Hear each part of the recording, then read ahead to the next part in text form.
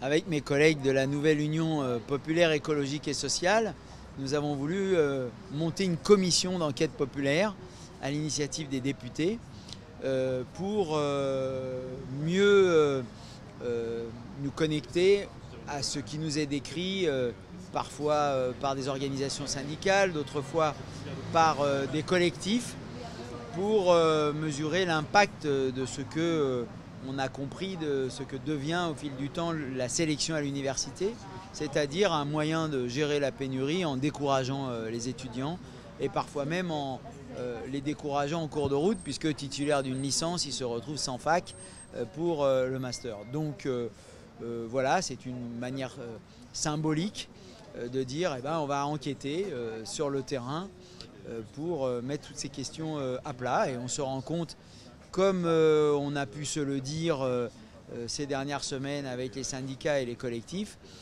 c'est que aujourd'hui l'université manque cruellement de moyens, de locaux aux normes, de moyens humains, de capacités d'accueil. Pour autant là, il reste une trentaine d'étudiants sans fac sur Lyon 2.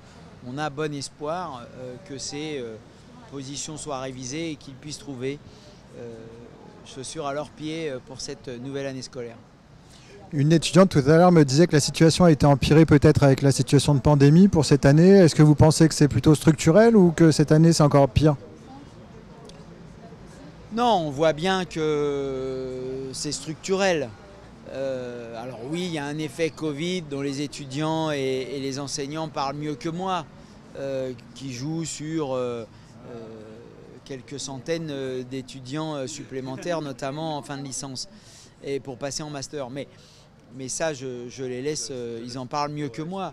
Moi, globalement, je vois bien que les moyens de l'université font comme neige au soleil, qu'on nous annonce 1200 suppressions de places dans les 3 ans qui viennent sur l'université Lyon 2 du fait de la vétusté des locaux.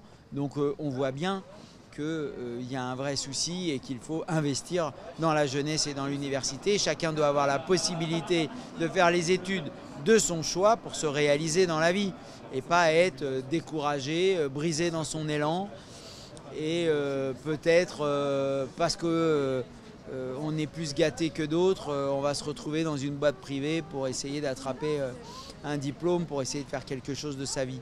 Non, ce n'est pas notre conception de l'émancipation et de l'accès au savoir.